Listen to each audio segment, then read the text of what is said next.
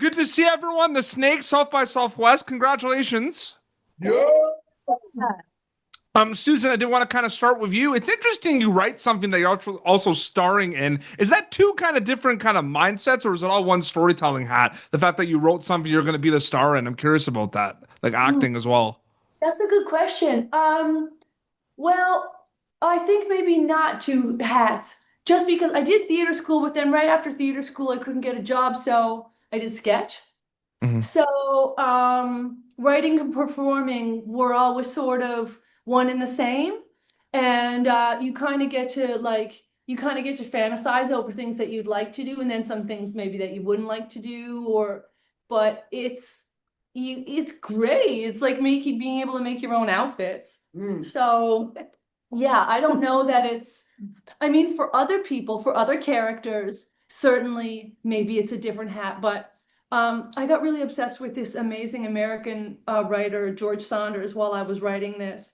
And something that he said in a lot of podcasts that I listened to was that you have to keep working so that you work past your prejudices toward every character, so that everybody gets their own defensible point of view. And I've always believed that, just sort of as a screen reader and as a performer, you always appreciate that, and that's where it's at. You know what I mean, in terms of like making characters good and making them worth people's time. So, oh my God, I feel like I've just talked myself into a corner, and I don't know where I'm No, you going. said great things. No, it's you answered it amazing. No, for sure. Jenna, I wanted to kind of ask you. I mean, this is so cool. Congratulations. I wanted to know, this is a big deal for Canada, but specifically, this is a big deal for Charlottetown and PEI, Prince Edward Island. And I kind of wanted to know, what was that like filming The Snake in PEI and just kind of being there for that journey specifically with PEI? Yeah, it's a total dream. The Snake is the first feature film from Prince Edward Island to premiere at a major film festival. It's the first Atlantic Canadian uh, feature to make its world premiere at South by Southwest. So it's a total dream. And making it at home with our community, making this with Sharlene, who I've been working with for a very long time, and we've been struggling trying to like build this community up for a long time. Yeah, it was just kind of everything I hoped it would be. This team, this particular story, this script. I'm the daughter of two social workers who were very community focused. And I learned from them to laugh through darkness. Like, their jobs were so rough, but the kindness and like non-judgmental approach they took to life really made it so that when I got this script from Susan, it was like, okay, I think I can do this. I think like every single character in this movie, yeah, has a point of view. And the even cooler thing was this cast that came, uh, there was no judgment from any of the cast coming towards the characters. I remember our first meeting. You had so many kind things to say about Anne. And you've always like maintained that. It's like, I know what she wants as a mother. I like really feel for her. And so it's just such a privilege to have this story and to be able to tell it at home. No, absolutely. I want to get to everyone. I know we don't have that much time, so I'll get into this. Emma Hunter, my friend, good to see you again. It's been a bit, it's been a while. I'm curious, that script to screen journey. This is a comedy that has a lot of kind of serious undertones in it as well, and it was really deep, and there's a lot of things that kind of hit really hard when I watched this. Literally watched this like an hour before I got all of you, which is awesome. Emma, what was that like, Emma, for you reading kind of like, it's comedy, but there are some serious undertones, and what was it like, that script to screen journey, getting there and seeing everything come to life for you? I love script to screen journey. That's such a great. I remember that this was the feeling I had with the snake, which does not usually doesn't happen, which is where you get the audition from your agent and you go like, oh God, I'm gonna do a thing now. And I remember thinking, reading the script and then wanting it so badly that I immediately became very stressed out about it. Like, just I was just thinking about it all the time. And I call my agent, like, did you hear back from the snake people? Like, did they, and because I did my tape 100 times. I wanted to get it just right. And the tape that they had you audition with was extremely emotional. It was sort of a scene where she realizes that her husband has stepped out on her with her best friend, and she can't handle that. And so it took the chops back from my Shakespeare days at university. But the juxtaposition with the comedy, I just allowed as an actor, like this huge breadth of work opportunities. And then because it's Sue's writing, which is just piercingly brilliant, it just really stressed me out. But I'm here, so it happened, I think. And Robin has said this a bunch of times, but it was the most glorious set. It was kind and supportive, and everybody there wanted to be there. Nobody was looking at the clock like, let's get out of here. Everybody was sort of hanging out as the sun was setting, and that just never happens. And that's a testament to Mel and Char. It just really is. They just know how to run a set. And if I could work in PEI for the rest of my life, I would. I really would. It was fantastic. So very grateful to have been there. Absolutely. Well said. Dan the man, good to see you, man. Good to see you. It's all storytelling at the end of the day, but different kind of worlds and everything. I'm just curious for you, how separate are past things compared to something like The Snake? Like, do you bring mindsets or preparation for the letter Kennedy of the Trades to something like this or new projects, or are they completely separate once you wrap them? They're totally separate once you wrap them. I mean, obviously some parts are similar, but for this character specifically, it was kind of a real last minute thing that we did.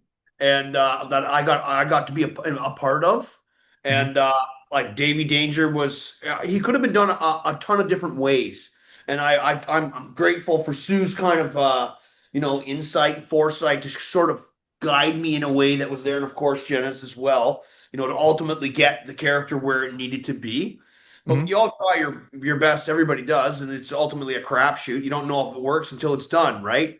And I'm glad the character ended up being somebody who was relatable, slightly likable, even though he was a bit of a dirtbag who lived in his van and pretty selfish. But like ultimately, there was that aspect of the character which I thought came through, and thank God for these two to help me bring that about. Otherwise, he could have been a total dick, and it might have changed the whole aspect of the film. Could have just been Davy Danger's a dick instead of the snake and Sue. Sue rocks it hardcore is what I just say. It's fucking Sue is the bomb. Period. End of story.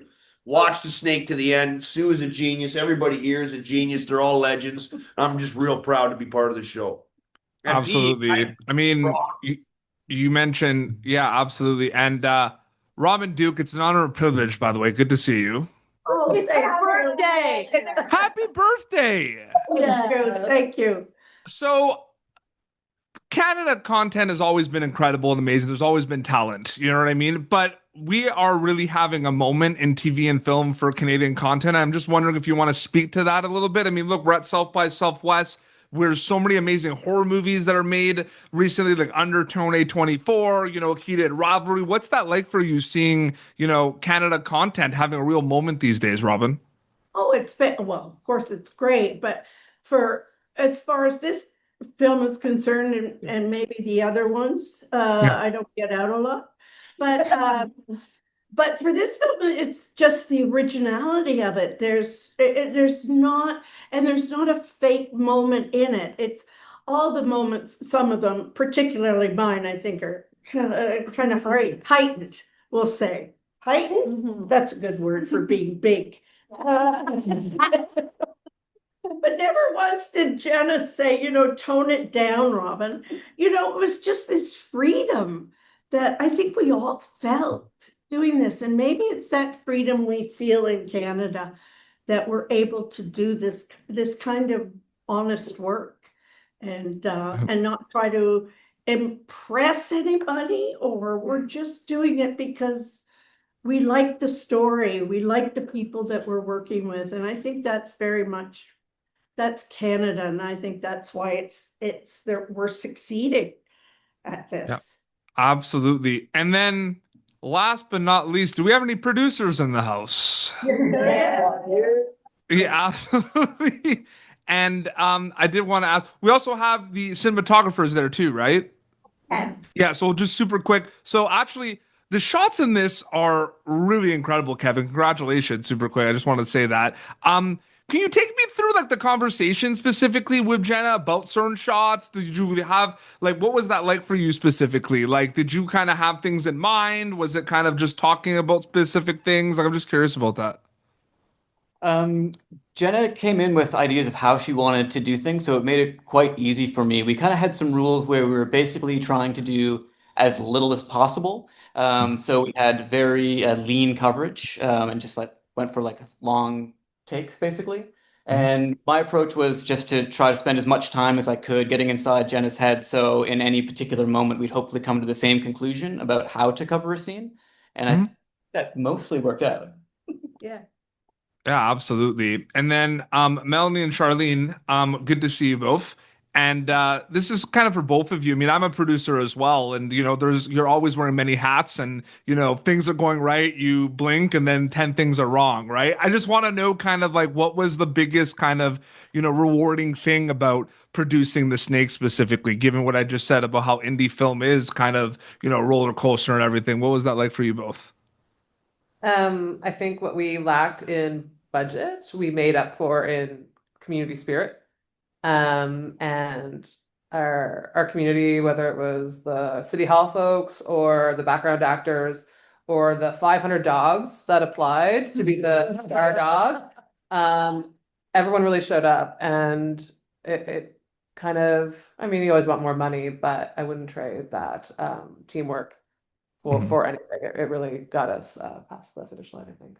Yeah, I think when you like lack funds, you have to make that up in other ways. So like transparency is a big one, making sure that everyone feels involved and included and also like understands how it works. I think there's such a hesitancy in this industry to be honest about the process, and we'd really love to like demystify that and also try to make it a more sustainable place to work.